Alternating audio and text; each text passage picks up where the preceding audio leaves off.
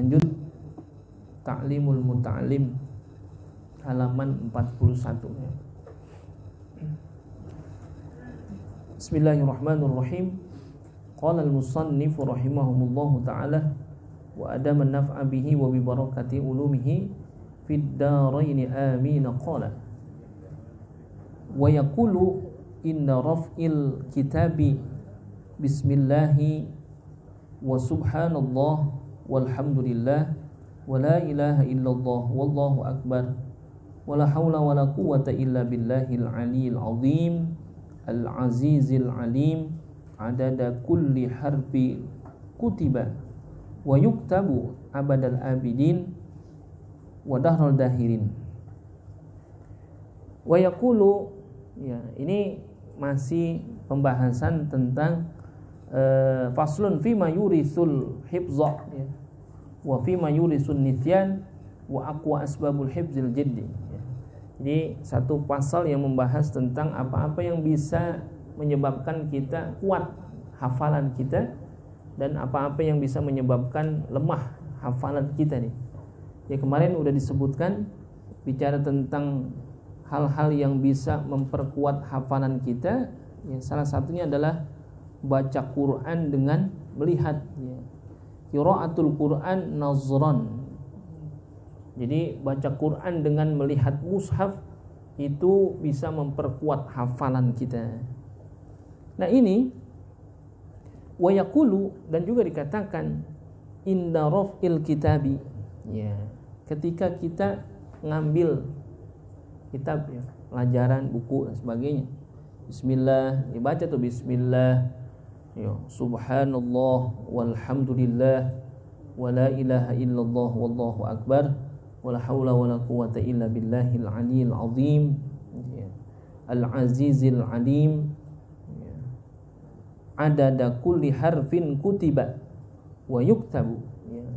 Jadi memuji kepada Allah diawali dengan bismillah ya, bertasbih ya, bertahmid, tahlil, takbir, hauqalah ya, la haula wala quwwata illa billahil aliyil azim al-azizil alim adada kulli harfin ya, dari bilangan huruf ya, kutiba yang ditulis ya, wa yuktabu dan yang akan ditulis, abadal abidin ya, selama-lamanya gitu ya, wa dahral dahirin, sepanjang masa tuh. Jadi minta sama Allah ya, karena kekuatannya itu tadi la haula wala quwwata illa billah.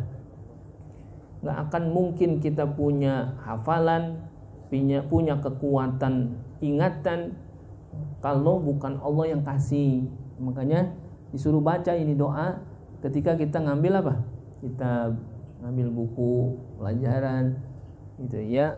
Kalau bismillah aja cukup Pak, cukup lah, enggak apa-apa. Yang penting jangan kaget. Bismillahirrahmanirrahim. Mau berangkat ngaji, mau kita bismillahirrahmanirrahim.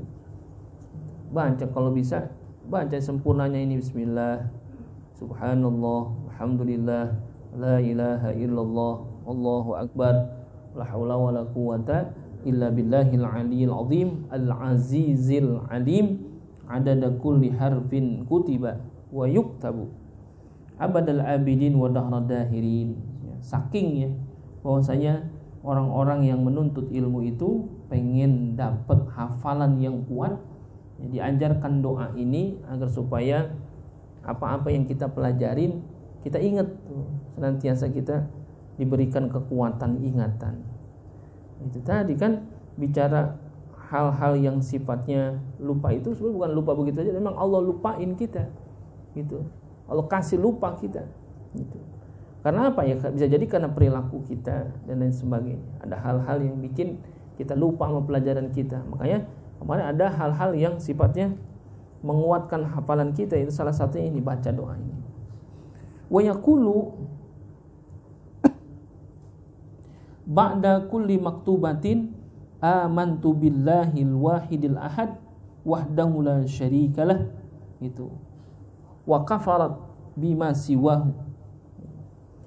Dan juga yaqulu ba'da kulli maktubatin, dia baca tuh ketika selesai daripada apa yang dia tulis ya, orang ngaji kan nulis tuh ya, nulis bawa buku Ya, dia catat apa-apa yang disampaikan sama guru-guru kita biar supaya nempel. Ya, kalau nempel di otak langsung susah. Bagaimana? Ikat lah. Ya, kita ikat pakai apa? Catatan kita. Ini kalau kita ngaji kita nulis. Saya ingat dulu waktu ngaji itu ada teman-teman yang rajin banget nulis gitu ya. Rajin gitu, diberikan catatan agar supaya apa-apa yang kita pelajarin nanti kita pengen mutolaah ulang-ulang ada catatan itu. Alhamdulillah. Saya ingat waktu saya ngaji sama Ustaz Kholik, ya saya ingat saya ngaji sama beliau dari zaman saya belum sekolah gitu. Zaman belum sekolah saya ikut ngaji tuh. Pas udah sekolah ngaji sama beliau nulis tuh. Kalau malam Rebo ngajinya nulis. Ya, ngajinya tuh dikasih catatan di papan tulis, lalu kita nyalin, tulis, lalu dijelaskan. Itu saya ingat, ya catatannya bukunya masih ada tuh. Itu buku yang saya bakal ngaji nyatet sama beliau, itu masih ada bukunya tuh.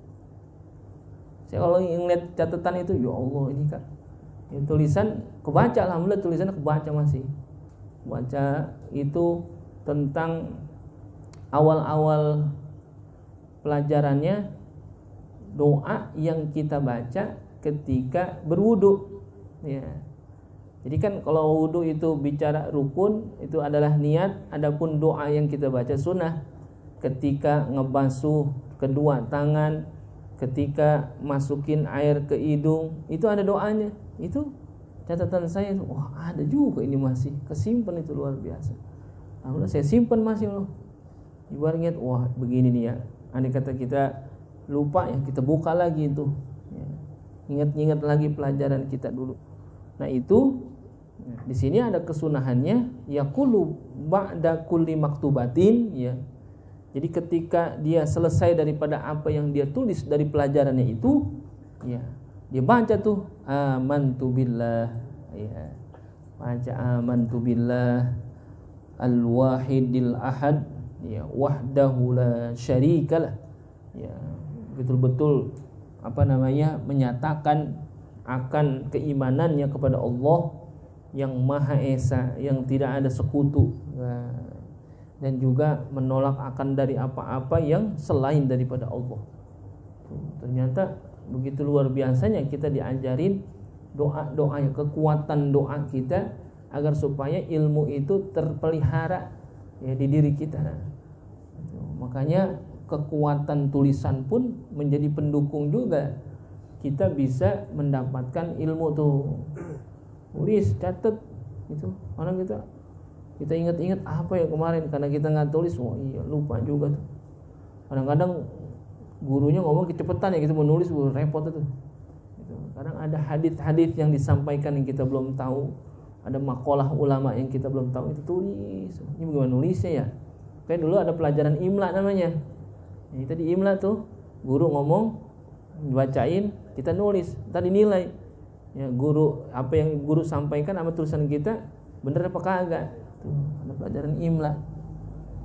Misalkan nawaitul wudu'a, kita suruh nulis sendiri. Kan imla tuh namanya. Bener enggak tulisannya? Gitu. Itu juga menjadi kuatnya hafalan kita. Karena kita tulis, dan tulisan yang kita tulis itu setelah selesai kita tulis, kita minta kepada Allah, berdoa tuh amantu billahil wahidil ahad wahdahu la syarikalah. Nah, itu minta sama Allah. Dan juga yang menjadi penyebab akan kuatnya hafalan kita adalah wa yuksirus salatu 'alan nabi alaihi salatu wassalam fa innahu dzikrun lil alamin. Jangan lupa untuk memperbanyak wa yuksirus salah, memperbanyak solawat kepada Nabi kita Muhammad sallallahu alaihi wasallam, fa innahu dzikrun lil alamin. Karena itu adalah bagian daripada zikir kepada seluruh alam. Ya. Jadi solawat tuh fadilahnya banyak sekali. Ya. Salah satunya adalah orang yang sedang, maka solawatnya itu bisa menguatkan hafalan orang-orang yang sedang nuntut ilmu. Baca solawat. banyak banget fadilahnya. Ya, salah satunya ini. Allahumma sholli, ya. Sholawat apa saja dibaca boleh. Itu yang umum, yang khusus, ya. Sholawat yang senantiasa menyebutkan akan keagungannya Rasulullah sallallahu alaihi wasallam. Baca tuh sholawat. Wakila syair, ya, wakila syairin, ya. Sebuah syair, ya. Syakautu ila waqi'in su'a hibzi fa arsyadani ila tarkil ma'asi fa innal hibza fadlu min ali wa fadlullahi la yu'ta li'asi. Ya. Ini dia ngadu nih, ya, kepada Imam Waqi', ya. Ada seorang mengaku syakautu ila waqi'in su'a hibzi. Dia datang kepada Imam Waqi', dia mengadukan hal apa? Su'a hibzi. Dia mengaku bahwasanya akan buruknya hafalannya di dalam belajar itu. Syakautu ila waqi'in su'a hibzi fa arsyadani ila tarkil ma'asi. Lalu Imam Waqi' memberikan petunjuk, ya, kepada sang tuan musannif ini. Ketika dia datang kepada Imam Waqi', hafalan itu jelek sekali. Su'a hibzi, tentang buruknya hafalan saya. Susah ngapal. Udah hafal, gampang lupa. Nah, apa kata Imam Waqi'? Ya, fa arsyadani, maka memberikan petunjuk Imam Waqi' kepadaku ila tarkil ma'asi, untuk meninggalkan maksiat. Itu. Fa innal hifdza fadlun minallahi. Karena hafalan itu adalah anugerah yang Allah berikan kepada kita. Wa fadlullahi la yu'ta li'asi. Kan sesungguhnya fadlullah, karunia Allah itu tidak akan didapatkan, enggak bakal dikasih kepada siapa? Li'asi, kepada orang yang bermaksiat. Tuh. Makanya kita kalau pengen kuat hafalan kita, jauhin apa? Maksiat. Maksiat itu apa? Jangan dikatakan maksiat itu zina, mencuri, bukan. Maksiat itu di dalam orang yang nuntut ilmu, ya jaga pandangan, jaga mulut, jaga telinga, itu bagian daripada maksiat juga. Artinya dari hal-hal yang dilarang. Saya ingat guru kami, mualim Saifuddin Amsir, ya. Kiai Haji Saifuddin Amsir. Beliau ketika ngaji sama Kiai Haji Abdullah Syafi'i. Jadi satu hari mualim Saifuddin Amsir itu jalan ke toko buku, jalan-jalan, ya, ke toko buku, ya, karena santri itu kan hiburannya itu keluar ngapain, ke pasar atau kemana, toko buku, ya beli buku, ya. Sampai di toko buku lagi ngiat-ngiat buku, ya, lalu ada perempuan lewat, ya, dilihat, tiba ngeliat begitu doang, ada, ya, wajar, ya, maksudnya manusiawi itu. Ada anak muda ngelihat cewek, bagaimana kira-kira? Kalau diliatin wajar gak? Wajar, namanya normal dia, kan gitu. Kecuali dari gitu ada orang laki liwat diliatin, wah itu nggak normal tuh, kan gitu. Ada cewek liwat dilihat, cuma ngeliat doang gitu, ngeliat begitu, balik lagi dia baca buku. Sampai di rumah, ya, kayak Abdullah Syafi'i yang bahasain kepada mualim Saifuddin Amsir gitu. Memanggilnya Saifuddin gitu. Beliau ceritanya begitu. Saifuddin, ini di dunia ini orang kagak baik udah banyak banget. Jangan ente tambahin. Gitu doang mesennya. Beliau berpikir, kok guru bisa tahu ini? Kan gitu, luar biasanya itu, ya. Jadi beliau lagi beli buku, ada ngelihat perempuan liwat, ya wajar lah, manusiawi, ada cewek liwat, cakep lagi. Kita lihat, ngeliat doang, begitu doang. Lalu berpaling beliau lah, nerusin baca bukunya, ya, sampai di pondok. Kayak Abdullah Syafi'i negor tuh, Saifuddin, di dunia ini orang kagak baik udah banyak bener, jangan ente tambahin. Padahal apa? Tiba ngeliat doang tuh luar biasanya. Karena apa ya, ketika itu beliau masih jadi santrinya Kiai Abdullah Syafi'i. Tuh. Karena apa itu tadi? Bahwasanya wa fadlullahi la yu'ta li'asi. Ya. Apa-apa yang menjadi karunia Allah itu, keutamaan-keutamaan yang Allah berikan kepada seorang itu tidak akan dikasih kepadanya, li'asi, kepada orang yang bermaksiat. Jadi jangan sangka, jangan ketika ada orang yang tidak menggunakan matanya dengan baik gitu ya, ada hal-hal sesuatu yang dilarang lalu dia mandang juga, itu bukan maksiat, maksiat juga itu, maksiat mata kita tidak terjaga. Sehingga dengan demikian kita termasuk dalam kategori orang yang asi, orang yang bermaksiat. Ya sulit sekali untuk menghafal, sulit sekali untuk mengingat-ingat pelajaran, apa-apa yang sudah disampaikan sama guru, apa-apa yang sudah disampaikan oleh muallim, ya kiai-kiai kita gitu. Kayak dulu pernah dengar ya, waktu ngaji itu apa ya? Ingat nggak? Lupa semua. Habis ngaji baru main PS, bareng-bareng kan gitu. Nah, lupa semuanya tuh apa yang disampaikan guru gitu. Nah, ini jadi salah satu juga. Ya tadi karena dia datang kepada Imam Waqi, dia mengadukan tentang apa? Su'a hifzi, tentang buruknya hafalannya. Gitu. Jadi kalau santri-santri dulu emang sportif gitu ya. Ya, luar biasa mengakui dia tidak merasa dirinya baik, tidak merasa dirinya benar aja. Dia datang kepada guru, dia datang lalu mengadukan dirinya, apa yang terjadi dengan dirinya. Ya, dia sampaikan kepada gurunya. Guru, kok saya susah amat ngapal ini ya? Guru, kok saya susah banget istiqomahnya? Apa ya? Gitu. Kalau sekarang kagak bodo amat. Nah, tinggalin. Bahkan gurunya diomongin, difitnah dan sebagainya. Jangan. Gitu. Jadi enggak berkah gitu ya. Ini salah satunya itu dalam rangka menjaga hafalan kita, tarkul ma'asi ya, jauhin maksiat. Itu memang godaannya. Orang yang nuntut ilmu itu godaannya. Ya, ada hal-hal yang bikin enak, ada hal-hal yang bikin asik dan gitu. Itu yang keluar daripada syariat, itu kan maksiat juga namanya. Jadi maksiat itu bukan zina saja. Ya, zina apa lagi? Ya, melihat yang haram aja, yang bukan yang dihalalkan itu bagian daripada maksiat mata kita. Apalagi ketika melakukan hal-hal yang sifatnya lebih daripada itu.